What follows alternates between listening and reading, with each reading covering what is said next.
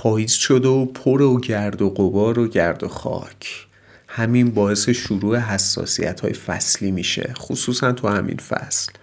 این 4 تا کاری که بهت میگم اگه انجام بدی کاملا میتونی از شرش راحت بشی. شماره 1: صبح‌ها و عصرها گردافشانی زیاده. اگه تو خونه پنجره رو ببند، اگه بیرونی ماسک بزن.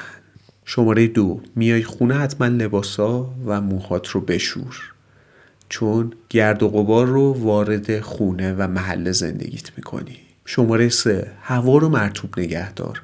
اگه پول نداری دستگاهشو بخری، خب اشکالی نداره، یه حوله رو مرطوبش بکن و به گلوت و دماغت بمال. و مورد 4: غذاهای ضد التهاب مثل عسل و دارچین رو حتما تست کن.